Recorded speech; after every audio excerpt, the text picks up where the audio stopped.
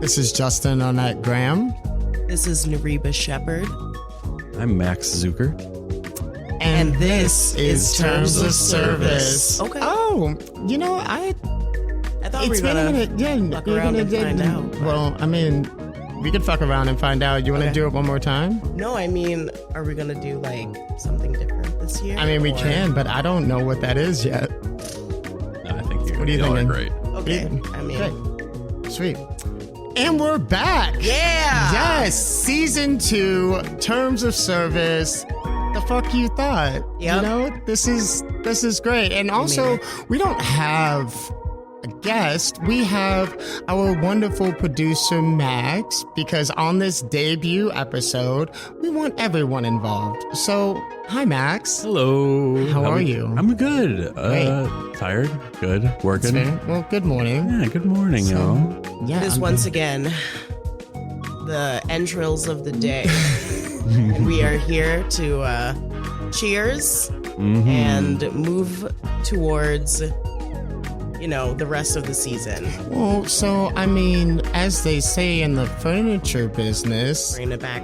cheers. Yep, There. there it is. Yes, and as we are a sober forward platform, we just thought that we would imbibe with some delicious Charles Heisig champagne, because this is a celebration, and it's not to say that you cannot celebrate spirit free, but we have decided that we're celebrating with some bubbles this morning. So cheers to us, cheers to you, and bada bing, bada boom. Welcome back, y'all. Yes. Yes. Cheers.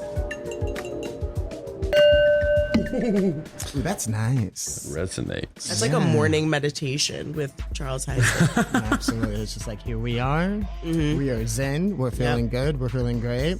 So yes, Caffeinated, hydrated, yes, all of the above. moisturized. Moisturized, all of it. You know, I Y'all. forgot something. How are you feeling, Nariba? What's going on? Because I'm looking at you and like I'm ready. just get- I'm okay. feeling capital F fried, but I will have 2 less jobs as of next week. Nice. So in a good way. Yeah, hell yeah. Yes. I also, over summer vacation, I bartended. I'm technically tending a bar right now. Wonderful. First front of house gig. And we're going to get into this in further conversation, but I about lost my shit when I got my first check, because I was like, wage inequity in action. Yeah. Damn, is that the segue into what we're talking about? Oh no, I'm just that was the first thing on my mind when you asked me. So I just Always popped on the that out forefront. there. But how are you? How are you doing? Well, I mean, this break hiatus that we have been on has been lovely. I took a little internal time because I was about to say, you did Yeah. not stop doing shit, my dude. this is yeah, but I replaced time for this with a little bit of time for myself. Okay, you go. I went to a White Sox game. It's White Sox over everything, so Yeah. Yeah. keep it if y'all feel different. But anyway, I'm good. I'm happy to be back. I'm really excited. Yeah. And I'm just saying, your yeah. hair and this like hat combination is giving me it's the giving the right? fall energy. For It's real. giving. I Yeah. mean, it's fall AF. You know, like Right. that's. I got mad That's the what I'm other day saying. because the leaves were changing color, and I was like, what the fuck? And then I realized it's October. It's October. They're allowed to be not green anymore. Right. I mean, it's the tail end of October, so I mean, it's basically Thanksgiving, which means that it's almost New Year's, and I'm not close. trying to skip over Christmas, Kwanzaa, all of the things. Happy everything. Listen, in to Trinidad, they everybody. start celebrating Christmas at the end of fucking October because there is no Thanksgiving. So technically, it's Christmas somewhere. I love Well, Christmas. it's like Christmas every day. I want to do Christmas in July. If you're anchored in the spirit of giving, it could be Exactly. Christmas every day. Exactly. I know. We're gonna go ahead and cut that out right No, now. keep but it. yes. Keep it. I love Christmas. I'm so stoked to start playing my Christmas playlist. I think it's What's near on the top of 70 your hours. Christmas playlist? I'm sorry? What's on the top of your Christmas Max playlist? What's on the Jewish, top? I'm and very earlier- Jewish. I earlier asked him about ceramic Christmas trees, and he's like, I don't know about that. I don't know but what he that has is. a playlist of Christmas songs. Such a playlist. It's God. great. It started with RuPaul's Christmas album like 3-4 years ago. Oh, I remember this and now conversation. it's everything. Great. There's How not colorful. It's so great. How colorful. It's so much fun. Last year was a lot of hip hop. I know. I think 3-6 Mafia has a Christmas album do. or something. It's so good. Well, I mean, you definitely have to bring back, R.I.P. DMX. R.I.P. Rudolph the Red-Nosed Reindeer. Classic. Oh my And God. once we get the licensing rights to drop that, we're gonna drop that right there. Love it. So, I mean, that's gonna be amazing. I just am looking forward to the day that I can sing again. You You know? can sing whenever you want. I know. Then We just have to edit it out. Yeah. I know. So it's fun, So The energy. yeah, we're coming in hot with it. Yeah. So today, Yes. here, back at our home studio, which is at Blind Barber in the West Loop. Always and forever, shout out to them. Thank you so very much. But we got some real shit to talk about. Yeah, we do. Yes. Yeah, and I, especially during the time that we have been away, have really focused in on just the reality of the industry, specifically these labor shortages, and above all, wage inequity, which is the anchor of all of these labor shortages. I mean, there's 1.6 million people that are just like, fuck it, Yep. fuck it. What's the Fuck thing? you and your business. Fuck Is it. it a labor shortage or is it a shortage of equitable jobs willing to pay for the labor that they part. need? Yeah. That part. Mhm. Yeah. But so when you look at mainstream media coverage on it, it's always a labor shortage because it puts the emphasis on the laborers instead of the business owners and being like, oh, well, nobody wants to come back to work. It's like, no, nobody wants to come and work for your smug ass. Yep. You know how much per hour it would cost to afford your own 2-bedroom apartment in Illinois? I do not recall off the top of my head. $22 an hour. Yep. $22 Is an the hour. minimum. And I think that's just Illinois. I don't think that's counting Chicago. Wow. Yeah. So it's great. And then we're out here fighting about $15 an hour. Yep. Yeah. So Yeah. I'm just like, part of me wants to be like, keep it, but actually don't keep it. Pay This people is- what they're worth. Exactly. This is the thing. So this summer, it has been the summer of me doing 9 million jobs because I need a bag to fix my teeth. Yes. For real. Still I got a had to great smile, You though. look great. thank you. Of course. As Justin is very aware of, I had to miss a photo shoot because I had to have an emergency root canal. Hey. Yeah, just G's Ouch, out the ouch, pocket, by ouch. the way. And the entire time I was thinking, I have to have at least 3 jobs to afford to live and pay my dentist bill. Mm-hmm. Right. Because we're in a panini, I don't have insurance. And I had a face that literally looked like someone hit me with a 2x4 on one side of it. Jeez. And I woke up gasping for breath every 40 minutes from the pain. Jesus. I could not even sleep. So, That sucks. with that being said, this summer I worked at a bar on the Riverwalk. I have been picking up shifts at Big Kids so that people can Shout have out to time Ryan off. Pfeiffer. Hi, Love him. Ryan.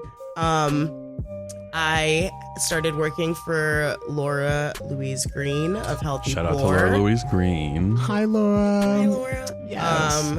And I've been doing my side hustle, doing some private catering events, also teaching people who don't know about private catering events how much time, energy, and money it costs. But And it's just you want something custom, you want Right. something Exactly. curated, you want something just for you. The bill is gonna match that. exactly. Surprise. What's the name of your side hustle again? Oh, I'm Trini Zaddy. And I side hustle along with some fellow comrades for Snack It. Drop them. Yes, Snack at Chicago. You can hit us up on Instagram. I think once we roll into winter, we'll be doing more drops because my sauces exploded in the mail when it got hot outside. No. So yeah, we're canning now. Hell yeah. Okay. Love it. All right. But Sauce is Also, incredible. your sauce can't be canned or bottled. It's just what you embody. It's what you exude. So it's hot. It You know, should yeah. be exploding over everyone. that's exactly what I'm trying to get at. And also, it's just like it's the sauce, not the juice. It's so good. The juice is temporary, I put Yeah. those sauces on Sauce. everything. but sauce is forever. I saw I'm that getting video at. for the first time this Yeah. summer. I get it now. Yeah. I was like, what do they mean? The sauce or the juice? But It's homie the at Best sauce. Buy knew what's up. He knew. Do you want that sauce? Do you want that Okay. juice? Go ahead. This is the thing. We fell away. Okay, so this is my first front of house job. My first check was like for like 56 and a half hours. And it was close to $1,600. There you go. When I was a full-time executive chef making 63 grand a year, working 105 hours. I did the math. And I was making $14 an hour. I worked 56 hours in 2 weeks, Too much. and my check was like Yep. the equivalent of Right. a 100 hour weeks. Yeah. I had a similar Right, situation over the same. summer because I was a production assistant on some TV shows, talk about labor and wage equity and all that kind of stuff. I'm making as much money working half the time. I was averaging 15 hours a day. My last day on as a production assistant was 19 and a half hours. I don't need that. How do you think? How do you create when, it's 80%, 90% of your day is work, standing up, being yelled at for sitting down when you're not doing anything?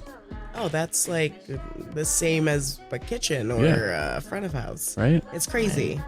Yeah, because God forbid if you need to rest or take a moment, and if you're caught leaning, then you should have been cleaning. I was about to say, if you don't slip that in there, that so much. And I just like exactly, you got time to lean, you got time to clean. Also, you got time to leave me the hell alone. Right. Also That's- There's that. So Yeah, it's not a labor shortage. It's just we got tired. We had enough time off to realize that we are tired. Right. And then being so tired. the most frustrating thing though has been going on the Chicago industry page, which is like a dumpster fire on haven't been on there. Facebook. That's so long. But I need to see what's happening. And it's just like people being like, well, if you just went back to work and worked, you wouldn't be broke and upset. And I'm like, I go into work every day feeling broke and upset. Nothing has changed, but I need to make a living. Yep. So I'm doing this thing again. However, it is up to people to decide if they're done with the bullshit. And if they don't want to go back to work, it's not like, oh, but the restaurants. No, it's oh, but them. There's no reason for. It's like that Spider-Man meme. Oh, yeah. Tell me more. I don't know about this one. The Spider-Man where they're pointing at each other. The two it's Spider-Man like- and the same person. It's like, you. Oh, you. yeah. It's just like, Yeah. no, it's your fault. And it's just like, Yeah. what? Talk about work of solidarity. South Korea just had a general strike on Thursday, I believe. Just a general strike, which in America, we don't even understand what that is. But that's just when everyone, regardless of industry, strikes. It's not one union. It's not different unions. Everyone's like, we walk out. And they had one on Thursday because I don't know if anyone's been paying attention to the zeitgeist, but Squid Game, real Yeah. popular, Yeah. South Korea. Yeah. And they're kind of using it for what it was meant for, class solidarity. And they had a recent thing. Apparently there's a huge debt crisis in South Korea. Well, know nothing there's a about it. massive debt crisis here too. America is broke, y'all. Do you remember that shit? Do you remember a couple of weeks ago when America Hide the was money, like, y'all. yeah, Broke folks around. you better make that a spirit of fucking Halloween. Just put that sign up on the White House because do how not. can you go? How can you look us in the face and say you're broke? I've seen the military budget, my dudes. Right. Come on. But also, see, I feel like we're like tiptoeing around it, and so like I really just want to dive in deep to it. So in regards to like government surplus and overall assistance, it is rooted in maintaining the lifestyle of debt. Yes. And so when you do not hold on a federal level business owners accountable to ensure that their employees have a livable wage, you're just cycling that all through the circle of debt. Yeah. And as I was just formulating this in my mind, I immediately thought back to, again, Ryan Pfeiffer. Hi, Ryan. Love him. And like doing things differently. But as we talked about it during his episode on season 1 called The Empowered Empath, so feel free to revisit it. Anyhow, really thinking about the impact of when people decide to do something differently and how it just takes a little bit of fucking imagination to be like, oh, hey, maybe I shouldn't be walking around with like X, Y, and Z and being like, fuck you, everyone. It's just like, you also deserve to rest. You also deserve to take care of yourself. You also deserve to hold me to task to ensure that your mental health is how it's supposed to be, because that makes you sustainable. That makes you that's like, I mean, that's your internal value. So instead of using people like fucking commodities, it's like you use them as they are contributing to your shit. Yeah. As opposed to being like, oh, well, you clock in, you clock out, and you're just going to continue doing that until you can no longer do that anymore. And I'm just going to continue making X amount of dollars off the backs of labor. Yeah. And also, I'm not done because I have to talk about something else really quick. The idea of not allowing people to dictate their value to your organization. And that brings me right back to why I wanted to have this conversation about fucking wage inequity. So it's like, oh, I can decide that, you know, you make too much money. Who the hell are you to tell me that I'm making too much money because someone else told you that you're making too much money? Again, that cycle of debt. I'm like, what the fuck are we doing here? Talk to your coworkers about your wages, boys and girls. Exactly. Like, and people. Like the idea that there's this fucking curtain behind like what the person next to you is making is fucking absurd. Rising tide. It's absurd. Also, Rakita Webb, thank you so very much for your episode on season 1. Hi, Rakita. Hi, Rakita. But yeah, I mean, I could go on and on, but you know, I'm just going to pause right there. Y'all come in. Sorry about it. But not really. No, don't be sorry. This is what we want to talk about. I love it. The thing that always strikes me is that we're, especially in America, but all over the world, we're essentially in a post-scarcity society. Charles got me hyped. Yo. Like, we have all the necessary things. We can provide for everyone. There's more empty houses than there are houseless people. We're, you know, it's common knowledge that to where there are just a ton of new buildings that are just empty. Well, in Chicago, a huge thing is that the aldermans have zoned everything so that it's only single family units that can be built, or it's more economical for developers to build single family units when we could be building redlining. Yeah. Right. Well, that goes to like federal, like, you know, subsidiaries to where it's like, oh, if you have a building that sits empty, you qualify for like this massive tax credit. And I'm like, okay, but go on, Max. Oh, the post-scarcity society, which I learned from Star Trek, because I was reading an article about how Star Trek, like, there's no currency in Star Trek because it's a post-scarcity society where there's so much of everything they can provide for everyone. And that's essentially where we are in America. There's so many examples of food businesses or CVS or whatever throwing out their products and pouring bleach on food instead of being able to donate it. And some of that's food laws and you can't. Who did that? That's what I'm fucking saying. Right. It's not equitable, but Who it's made that choice? But there's no, folks want to make money on the transportation of the goods. Folks want to make money on the giving goods away. Oh, you mean like when Cisco went on strike, the drivers went on strike? Yep. And then, Fuck Cisco. But also, I mean, it's a hard thing because. Right. No. Okay. Aha. Yeah, that's what I fucking thought. Yeah. We can't do that. Okay. They got lots of lawyers. Yes. And lots of money. Yeah. But another issue is that the biggest, way to transport goods is over the road transport with trucking, which is a huge pollutant. And even more if you're trying to go internationally, biggest polluters are these giant shipping containers, shipping crate, not containers. I mean, the containers are the container size, but the cargo ships that transport them run on the like crudest, most grossest oil, and they're basically skyscrapers in the water. And they, that's another thing with trying to pass the onus of pollution on to the consumer, when in reality, one human being cannot even equal the amount. If I threw away everything I owned every day, I would not come close to like a mile in a cargo ship, how much pollution it spews. Well, and also it seems like, and actually it doesn't seem like, I mean, these are just the facts. You're trading ethics for profit, and that goes back to the whole commodities thing within this industry. And there is always that like thank you bow on everything.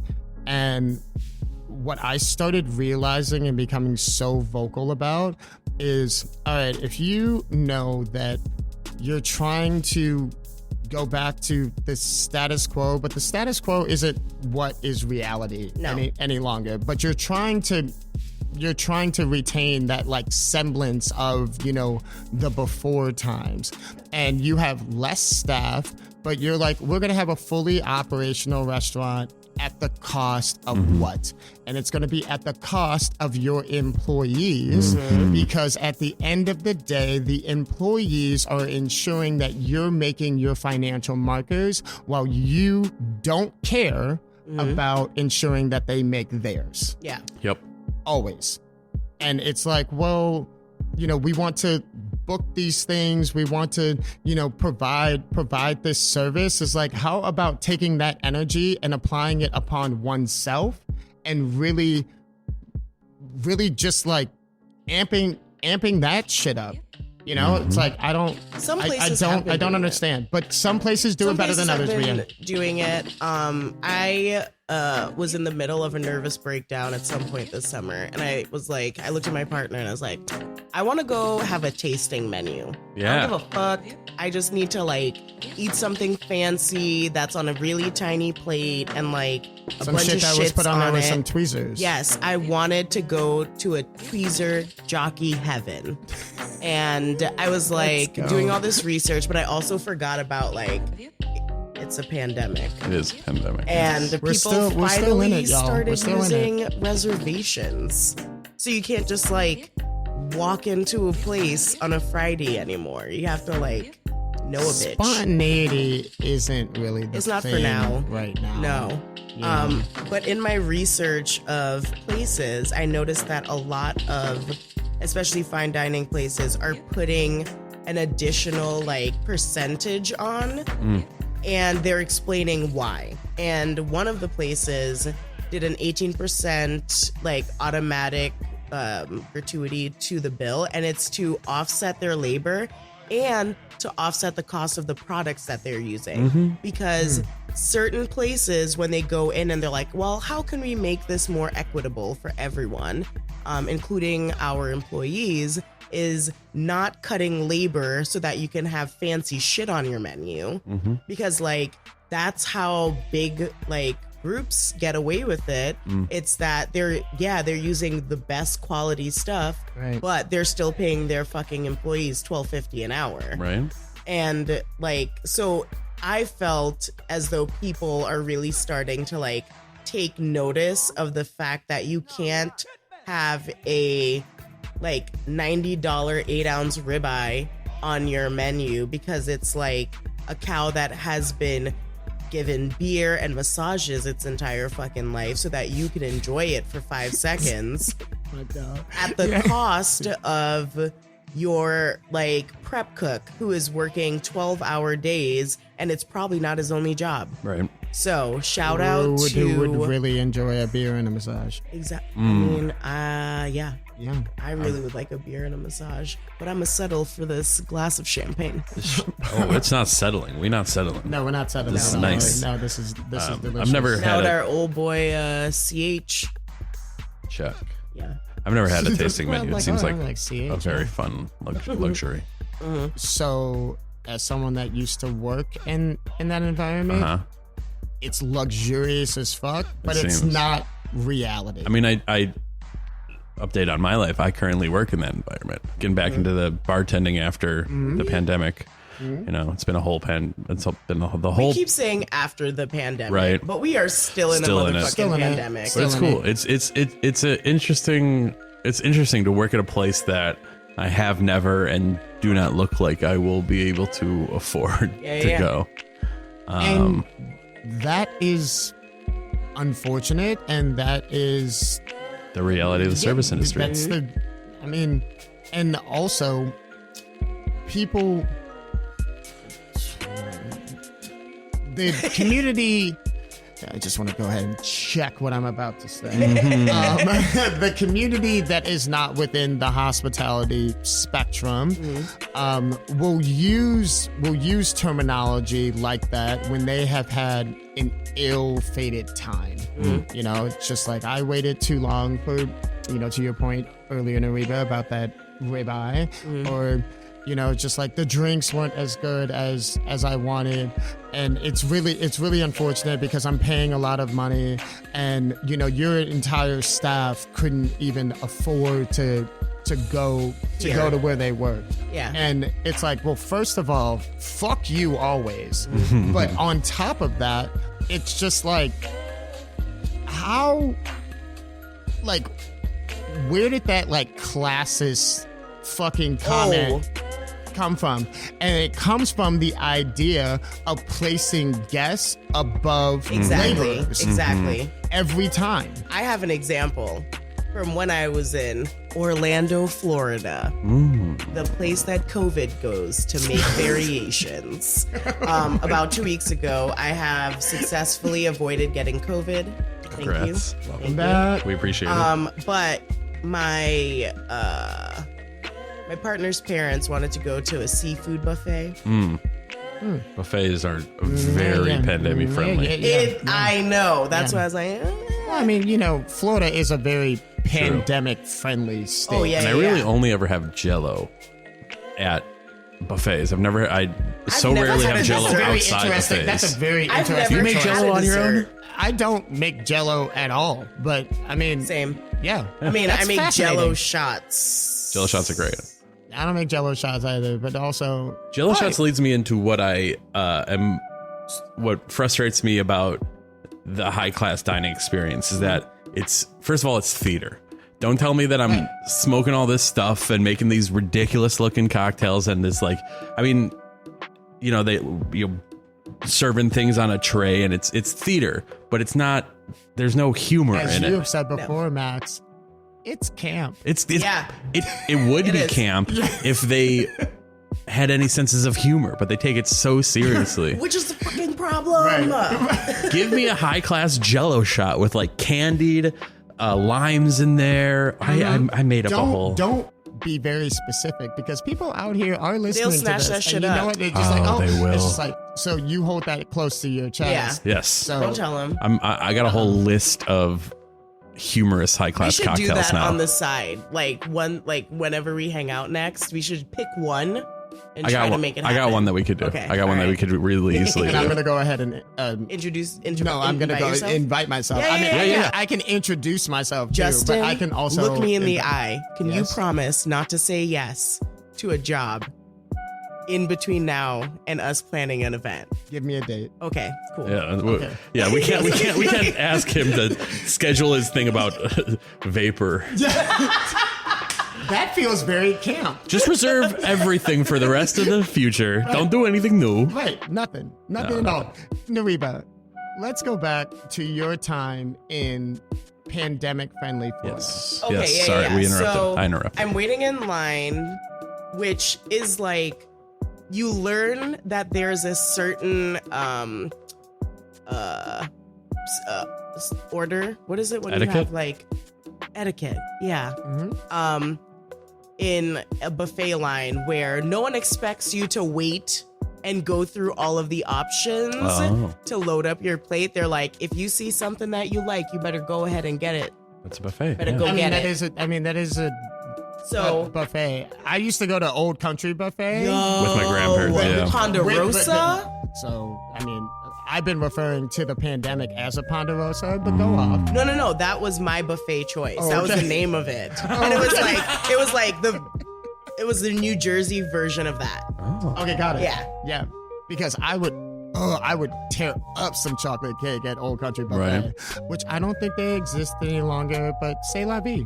Yeah. But thank you for the memories. I've never had a dessert at a buffet. I don't know what you're talking. Well, I'm also a savory only bitch. Really? You don't do dessert. I don't. That's why when I started doing this like private event situation, You're like, make I us make dessert, it and you're very like, no. clear from the beginning. I was like, I can hook you up with hella bitches who know how to make desserts, but it ain't me. And I don't want to embarrass me or you. So no. However, I did come up with the idea of a punch a creme, which is like the Trinidad version of eggnog, bread pudding. Oh. Because I can do a bread pudding. Like the holidays here. Holidays. Let's go ahead and fuck that up on here. I'm not about eggnog. Love the idea of eggnog bread pudding. Yes. As much as I love Christmas, I know we've talked about this 20 minutes ago, but I can't get into eggnog. I'm sorry. That's fair. I'll make I punch a haven't creme had for you. eggnog in forever. I've never had bread pudding.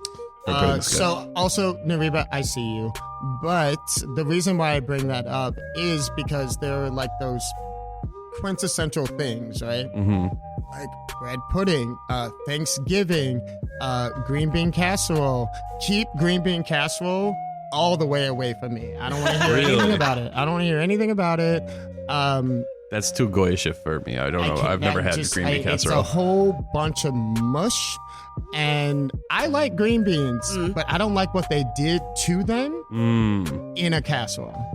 And I think it's rude. Listen, I think it's rude. started studying casseroles when I moved to the Midwest. Give me a because chicken tetrazzini any day, though. I didn't even know that was a thing. Chicken tetrazzini? Yeah, I until, found out like, from my like a first meme job. from Maury. It's like Paul Light. Wait, okay, so this is what happens. We go on a tangent and we go away from what we started with. This is I was great. in line waiting for crab legs, and I almost got into a physical altercation with a 6'8" black man. Oh, man. Who was 350 pounds. That's a big who boy. was shitting on the server handing out the crab legs because she didn't just keep loading crab legs onto his plate. And he was like, well, what you slow down for? I already paid for this shit. This is all mine the way that I'm looking at it. And then No, he's it's not like all yours, sir. elbowing this 15-year-old white kid who's next to him who looks uncomfortable by the situation. reasons. And I'm standing behind this kid and he's like trying to nod and smile because we're all like, no one could take this man. Like, no one's going to question him, Large that sort man. of thing. And So everyone thought this man was like gonna come to blows. yeah, like he was Throw some bones at some crab legs. It was scary to like watch him, and this woman is like trying to be very polite. She's like easily 60 years old, and you know this is like her third job that she's working. Right. And everyone afterwards was like apologizing on behalf of him. But I was like, that's the reason that people are fucking walking out of their jobs. People are wild. Because I don't even think that's probably the first time that happened to her that day. Right. How much would it cost you to get beat up over crab legs? You know? the limit does not exist. Yeah, I was about to be like, no. Like, what? That's the day he had his haircut. The limit does not exist. Yes. Right. Facts. Yeah. I mean, I come back to that. It's like, how much would it cost you to be verbally abused that you undercook some fries? It used to cost me $12.50 an hour. Exactly. Yeah. But I'm just like, you're not cursing me out for $20 an hour. Shit, you're not cursing me out for any amount of money. Now I pay someone $60 an hour to verbally abuse me. It's called therapy. And I was just someone like, telling it me the feels like truth it's therapy about myself. Yeah, So they curse you out right back. Yeah. So they're like, it's okay. My new therapist is getting. She gets it. Yeah. That's good. great. Well, I'm happy to hear that, and also I'm bummed to hear about the actions of this 350-pound man in Orlando, Florida. Yeah. You should be ashamed of yourself. Also, crab legs. I do And literally come back and get more. Literally where come back he's and get coming more. from. But yeah, exactly. You Come said back you and know get more. where he's coming from? I understand the point of view, because if you're going to go to Enlighten me a on crab the leg point of view, buffet, because I'm on the opposite I don't agree with how he treated it. And yes, you Mm-hmm. should just go back and get more. Right. Like, how many crab legs can you eat in one sitting?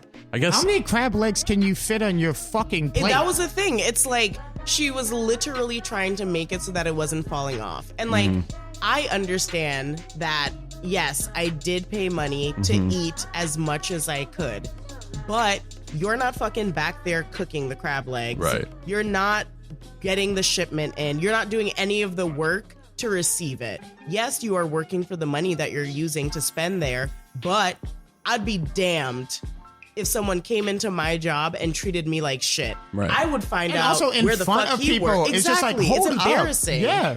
And it's like, let me find out where you fucking work. And I will show up 5 minutes before it closes and ask you to do your job to like the X degree. Right. If we ever do open up either a tasting menu or a place, I want 2 cocktails list. There are cocktails that will be illegal after a certain point, because if they take too much time and no one's coming in half an hour before last call, I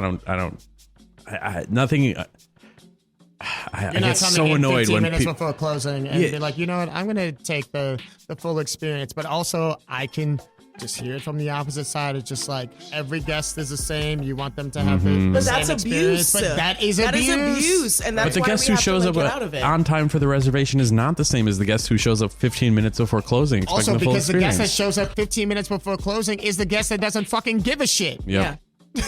110. If I see a bar is closing in 15 minutes, I will not go there. If it's 9:30 and the bar closes at 10, go to another bar. Or when you walk in, you have a beer and a shot, and you leave 100% gratuity on your tip. And then Yes, also 100%. being just like, don't even waste that glass for the shot. I have a fully functional mouth. So Eat it right down the throat. Not There you go. pandemic compliant. That is not pandemic compliant. That's what speed I pours have are. You can pour not that stuff- Done it. I've not done it. I'm making it very clear. I've not done it, but I care enough. But this also, it heralds back to what we talked about in season 1. Leading with grace and empathy within these hospitality spaces. Like, because the reality is that when you're escaping your reality within these spaces, you're entering the reality of someone else. Yeah. I feel like, and we're talking. I think we come up sometimes. Some of these comments, I feel resentful, or we come off as resentful, but I don't think folks get into the service industry to not show grace and hospitality and love. We lose it. We And- lose the compassion. Exactly, being in because it. of people because who we aren't extended the same Grace level and of empathy. as what we're supposed to be doing for customers. And it's hard. It's hard to. It feels like we've got. It's like a hose with a. Man, we're getting on metaphor. I'm getting on metaphors now. A hose with a screen, and so quickly it gets clogged up. Yeah. That that's a bad metaphor. That wasn't one of my best. I'm usually good what at kind that. of screen? Sometimes you got to take, and this is a hot tip. It's gonna be another if metaphor? your water pressure is a little fucked up, take off the nozzle. Clean it out. I swear to God, it's Chicago water. You get buildup. Love Chicago water. There you go. This is fair. Love Another Chicago tip, water, cleaning medium on with Chicago Nariba. pipes. But That's going to be part Sometimes of your our depression, Instagram story sometimes your strategies. depression makes you want to clean things for no reason. And then you discover that water pressure could be different if you just fucking cleaned your tap. Just clean it. God, clean it. So good in There's someone vinegar, that I spoke CLR. to. There's someone that I spoke to once, and long story, but anyhow, I showered at their place. It's not what y'all think, but when I was done, I was just like, "Do you want more water pressure?" They're like, "Wait, what?" I was like, "Clean your Like the nozzle, yeah. Clean just- the Also, nozzle." pro tip: rain shower head. You can buy new shower heads for your rental apartments. Yeah. I've moved like 3 times for with the sure. greatest shower head. It costs $15 at Ace Hardware. Right. So, You're welcome. yeah, you're welcome, Ace. If you're listening, feel free to reach out to connect@termsofservice.media because we would love to include you on little hardware tidbits that it looks like we're doing now. We're interested in more things than just food and drink. Yeah, for sure. right. I mean, We love clothes. We love this toys, is entirely true. plants. Yes, all Plants. of it. All of Jay-Z's with us today. it. Yes, Jay. this Birds of Paradise is looking absolutely fantastic. Jay's looking hot. Yeah, we also found out that Jay is like 4 separate plants in one. Aren't they all like that? Sometimes it'd be like I didn't know. I thought, okay, anyway. Yes, I have an but- analogy Yes. going back to what you're talking about that I think will work. Uh-huh. So, for 5 years, I've lived in this apartment building. And for 5 years, I've been telling my landlord that there's a problem with the tub. And every time I say that, I open my front door and there's just like a bottle of Drano in front of the door. Cool. Yeah, 2 days ago, my partner, one of the kids that I live with, the big one, we call him big and small. The 10-year-old dropped a cap down the drain. So we had to like take apart the sink Ugh. and turn off water and like do this whole situation. And when they pulled the clog out of the sink, the tub started working. Hey. But the next I feel like day, that's an analogy for this industry. exactly. Sometimes. And the next day, my landlord texted me and was like, hey, there's a problem with the plumbing. We have to turn the water off to fix it. So I looked at my partner and I was like, so our clog moved somewhere else in the system. Yeah. And now he's forced to deal with it because it's not our problem. It's now his problem. So- and that's for the service industry. It's like, Perfect. took a break analogy. in the panini. Everyone was like, this shit is clogged. We can't go. It's backed up. We have to like do something different. And restaurants and bars said, no, we don't. Yeah. We can just make it work with not enough staff, not enough money to pay the staff that we're forcing to come back Or and then work in hazardous redistributing situations. the gratuity of strangers to the staff. Yes. And being like, well, that is your wage. Exactly. Because again, your business model is not for the laborer. Yeah. No. It's for you. And then the people that are doing it right have to deal with questions like, well, why is your sandwich so expensive? Or like, why did the prices go up on your beverages? It's like, because bitch, we weren't charging you what we should have before, but we have found that if we pay our employees a livable wage, they'll come back and they'll work, even though the way that you treat them has not changed. Nothing will make someone work for you harder and more passionately than treating them well. Yeah. I would. It's. Right. I believe that there's like a quote from like Richard Branson or something. It's like, no, whatever. I'm not gonna give that man a like inappropriate shout out, but it's something along the lines of you're treating your employees as such to where like they are growing and evolving for them. Yeah. And you're cultivating a space for them to be their best self. Yep. And that's your responsibility as a business owner. Yeah. Because you don't own employees No. at all. Why spend all this money training and having these people have experience on the job training if you're just going to treat them as expendable? It's so much. Yeah. It's so much time and effort spent by this company. I read some anecdote where it's like somebody messed up, and it was like a big mess up, and they were worried about being fired. But no, it's just a. Was it that cargo ship that got stuck in that canal? No, that's insane. Okay. That's insane. Was it that? No, it was not. But also there was this. I don't know I if you hope saw that it. person's okay though. It was I think it was a woman pilot who finally got it out or something, or whatever you call the driver. A captain. Captain, yes. Oh, can you imagine if a little toot toot was the one that like chugged it out? I mean, there was a backhoe, and it was. First of all, that's like one of the. What'd you call her? Right. I was like, don't do that. There was one single backhoe scooping out dirt with the like third largest shipping container in the For shipping those that cargo do in the not world. know what a backhoe is, feel like because people know. I've heard it differently. So a backhoe is a thing, Yeah. not a person. Keep going. Keep No one's going. ever. Yeah, I've yeah, never yeah. heard of a I profession thought called you a were getting backhoe. ready. I have Like, never heard of describe a what the profession as a backhoe is. backhoe. Never. But like I have definitely heard someone It's a refer piece to of someone as a machinery. backhoe. True. There we go. Yeah. Okay, wonderful. Well, backhoe's a there was piece of also this machinery. company. I think it was either yesterday or the day John before. Deere. Not John Deere can. Yeah, John Deere sucks. But I'm not Yeah, talking. well, the strike. The strike is the strike is incredible, and There they just is capitulated an on some agricultural stuff. company that Yes. is Oh, dealing with Dealing a with labor heavy strike, strikes. and Yeah. it is what it is. Yeah. If you want more strike information or union information, there's a great Twitter account of a dear friend who is covering that. Jonah Furman, incredible union information all across the country.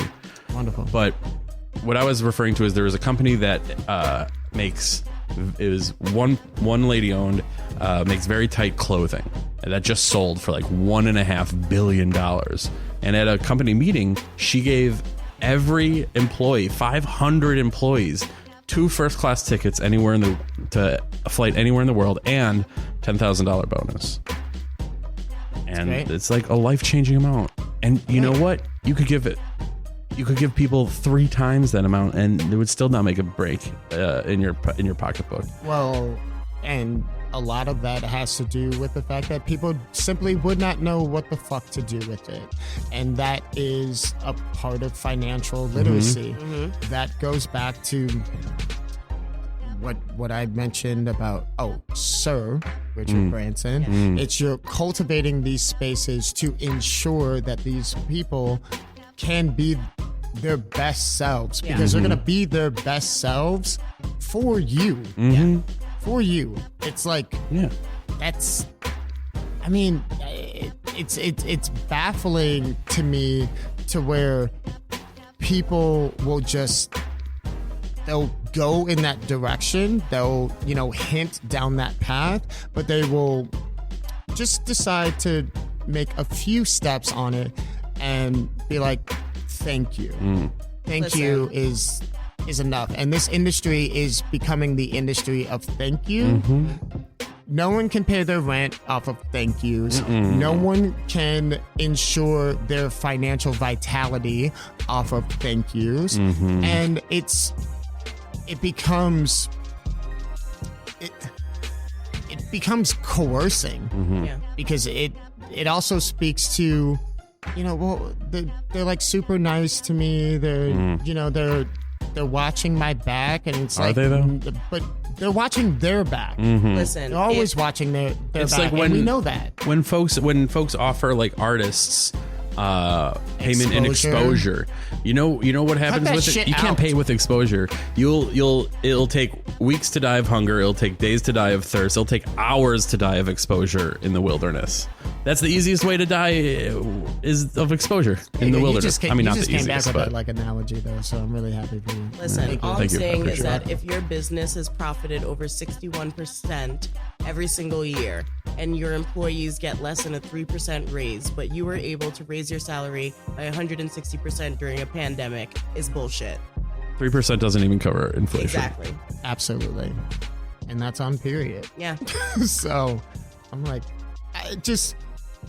And, I'd be watching the news sometimes, y'all. and also, it's just like you be remembering the news too. It's because my dad was a journalist, and he was always the one thing he always said to my mom and Truth I was to speaker. like pay attention to your surroundings at all time, because we just like walk around the world being like, nah, nah, nah, nah, nah, nah. And now as an adult, I'm like, oh shit, Mm-hmm. you better start paying attention to what's happening like in the world. Absolutely. Like no matter where you are, because before we didn't have access to things outside of our state and we didn't know enough. And I'm 110% sure my depression is because I know too much. But it helps me put into perspective a lot of the shit that we are dealing with that's literally first world problems in the US. However, it does not take away from the fact that it is a problem and we should be dealing with it. Yeah. Yeah. It's also hard to filter the outside world because like we often, and I had this I didn't have a debate with a professor, but in college a professor was ranting about how the world's getting worse and everything's like falling to shit, and that's just not true. The world is smaller. We can access everything, and you know there's some it's you know, back to the Spanish American War, the yellow journalism. You know, you give me the pictures, I'll give you the news. Yeah. By every discernible metric, the world is getting better. Yeah. Granted, it's on the course of generations. Everyone wants it to get better tomorrow for us, but you know, the world thrives when old men or men plant trees they'll never sit under the shade of. Birth rates, Coming in hot with these analogies.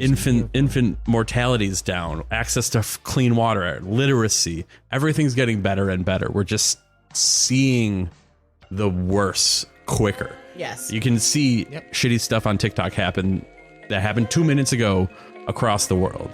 You can also see great stuff. Yeah. But it's hard to filter that, and especially if folks are neurodivergent or folks are dealing with other stuff in life. You know, it's hard to come off of a full-time job that's barely paying you, and then you turn on the news and you see all this stuff. Well, I mean, it really does speak back to what you were mentioning earlier about just, you know, we never want these conversations to feel as if like, It's you know, harrowing. we're like resentful and like so on and so forth. I'm extremely fortunate and happy about, you know, my experience within the hospitality space. However, I think that it's extremely important to facilitate conversations like this 100%. because these can't be conversations that are had at 4 a.m. You know, In this bar. 6 drinks. After you you're know, 16 They hours. can, but they're not productive. Exactly, and Yeah. it's just like, so how do we start, you know, and you know, continuing these conversations to prompt this equitable change that we all care about? Like, It's not on Facebook in that group. it's listen, it's not. No, not. The best not thing at I ever all. did was no. get Facebook off my phone. I don't even use Facebook except for terms of service. Right. Some of that I appreciate it. Some of that No shit though be problem. really funny on the group. Oh, yeah. But also at the same time, it's like, it's the chain of abuse. It's a cycle of abuse. Well, because like, we start abusing one another. yeah, and it turns into like less of a moment of, hey, like when your boss tells you, oh, I know today was a really hard day, but we're all walking out of here with enough money and we're like survived another But day. also, you don't know how You much money are I need. Exactly. You're putting the pain of the people like in front of the gains. Also, don't tell me we're walking out with enough money when the owners and operators are making bank over bank. Like, Exactly. what's enough money? Yeah. And that, Because there is not enough. that is a question to where owners and operators simply are not interested in answering. That is the perfect question. If for there it. was such a thing as enough money, a jungle-themed entrepreneur would not be making a giant Dutch mega yacht.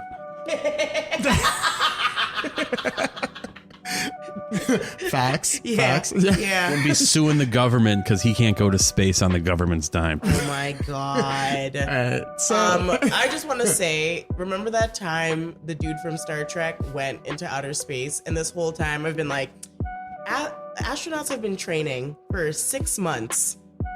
6 months to go into outer space, and apparently all you need is breath Yeah. He's 90 years old, y'all. I think he did the low orbit kind of It stuff. doesn't you know? matter.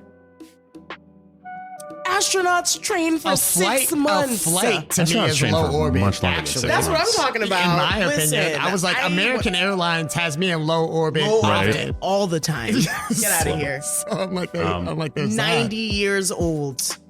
Speaking of astronauts doing fun stuff, one of my favorite videos on the internet is the moon denier getting jocked in the face by Buzz Aldrin. What is this? Oh my Is god! some- oh my so god! first of we all- gotta bring this like all the way. There's just some asshole who's like abusing Buzz Aldrin and was doing this at like multiple different occasions. He got in his face and Buzz Aldrin just socked him in the face, telling him he's a liar, telling him he's like all this bullshit. That man's a hero. Come on.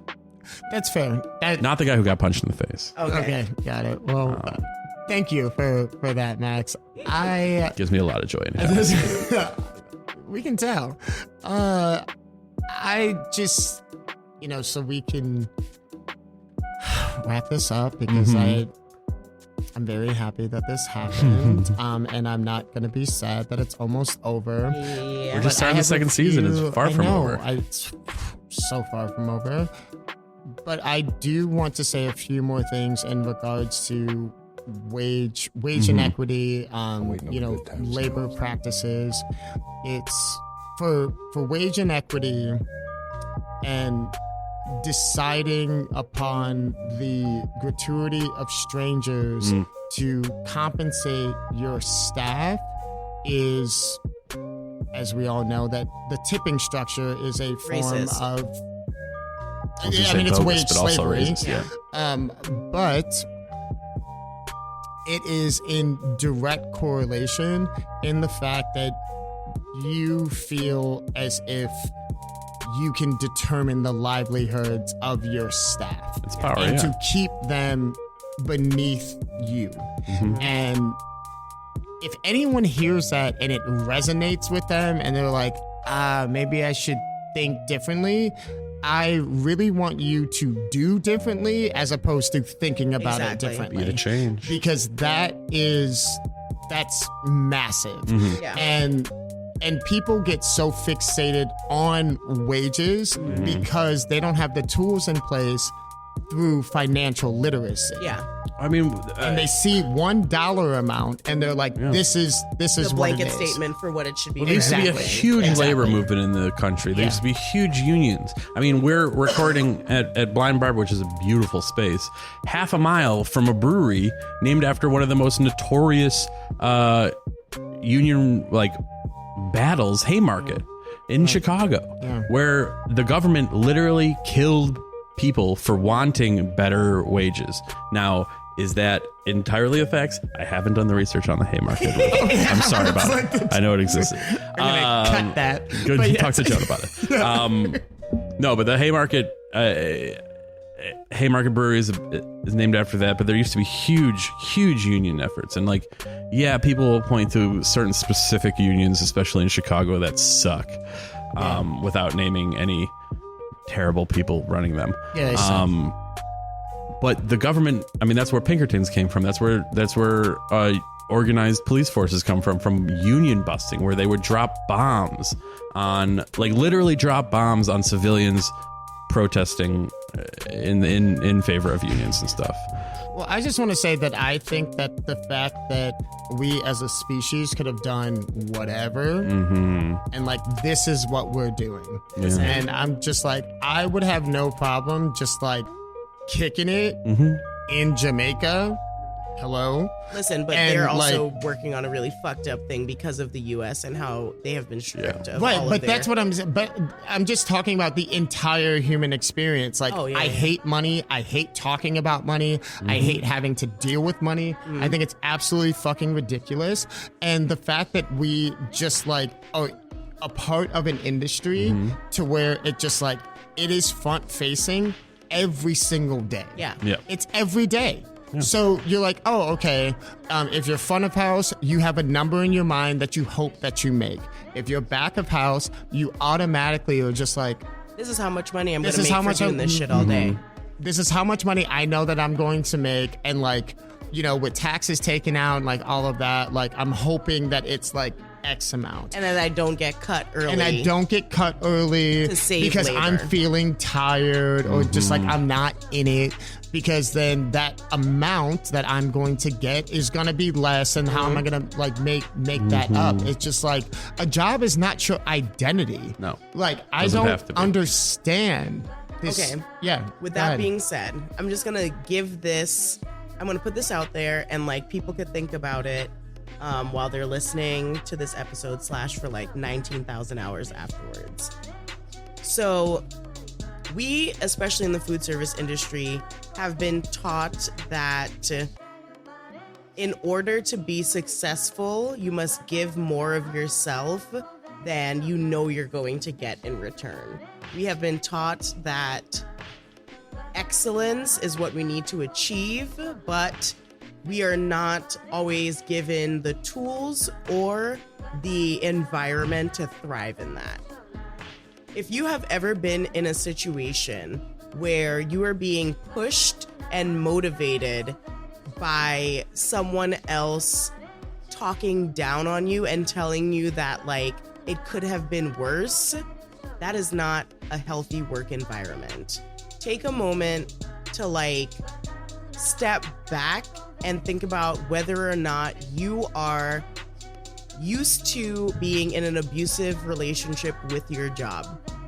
Because no matter how sweetly the sounds of a family at work sound, if people are putting your mental health, well-being, livelihood on the line every time you make a simple mistake, Not family.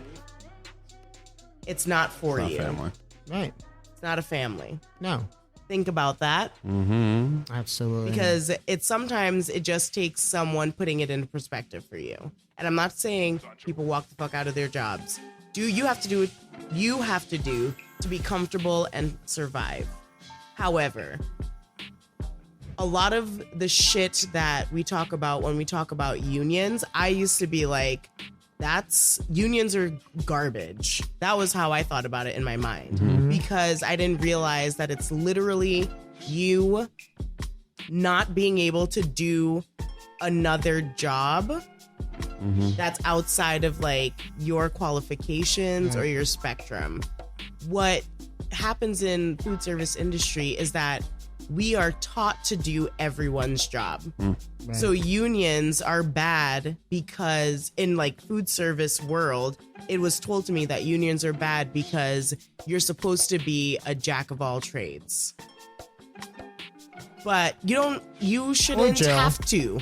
I shouldn't be Or a dishwasher. I shouldn't be the person that fixes the dishwasher. I shouldn't be the person who runs out and does laundry because we don't have chef coats or towels or any of that shit. Nariba, that's literally just like becoming a mini business owner for a business that you simply do not own. Exactly. Right. So that's what I'm saying. Like, think again about unions and what they really mean and how they're just trying to like make sure that you aren't being exploited.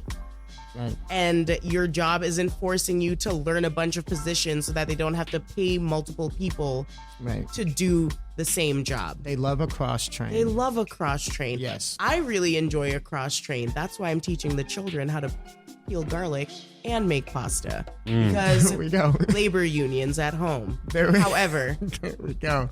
Sidebar that's what I about wanted. labor unions and children. Wisconsin just approved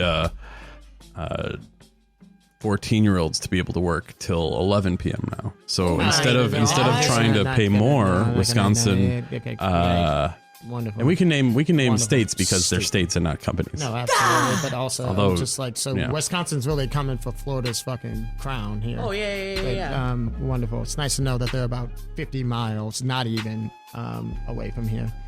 So no shout out to Wisconsin on that. But I, as we're wrapping up, I do want to,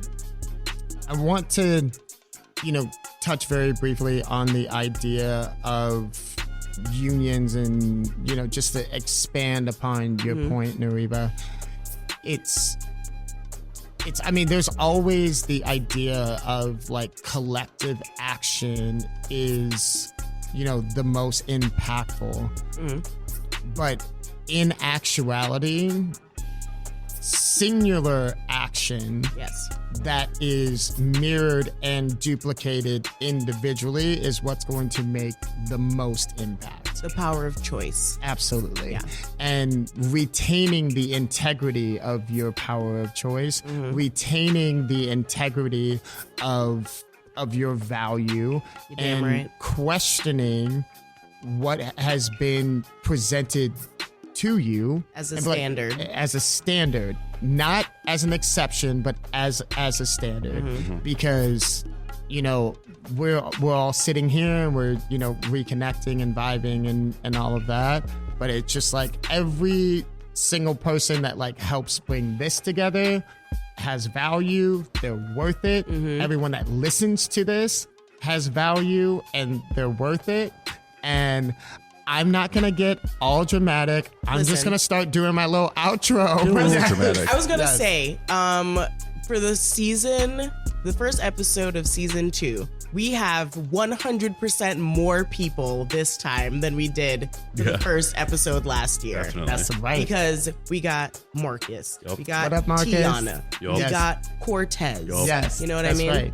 Right. And Rick, Bro. Jason, Travis, they're all part of the crew too. Yes. So, I'm on mic, I mean, and Max is on mic. mic. And Feels how- nice. And we would love to have you back on mic. I think I'll stick around. Yeah. Okay, yeah, no, it's just, no. I'll be here. But yes. Instead of just like, hey guys, what's going on? My name's. Well, I don't. I mean, like, y'all are the hosts for a reason. Yeah, well, we'll figure it out. But so, on my end, I just want to go ahead and thank just our litany of supporters, and I want to start with our home studio, which is here at Blind Barber in the West Loop. A little bit of a tidbit here is when this episode drops, everyone that is a listener of Terms of Service gets 20% off for any sort of product or like haircut or trim up or whatever it is that you need in the barbershop at Blind Barber, and that is promo code TOS20. I will say it again so you don't have to rewind it back. TOS20, and that is compliments of our wonderful friends and supporters at Blind Barber. Also, we have these beautiful plants yet again, but they are literally in these like dope aesthetic pots by Plant Daddy, but like your Plant Daddy. And thank you so very much to Charles Heidstick, because I mean it's a celebration, bitches. Awesome. And on that note, I am Justin Arnett Graham. You can find me on Instagram at What's Biko, and y'all take care of yourself, stay golden, and also remember you're worth this shit. I'm Max Zuckert on the gram at Zuckert Alert. And I love you very much. And once again, my government name is Nariba Shepherd, and you can find me on the gram at Reba, REBARU. And we out. Thank you again, Max, for being our guest. Bye. Bye.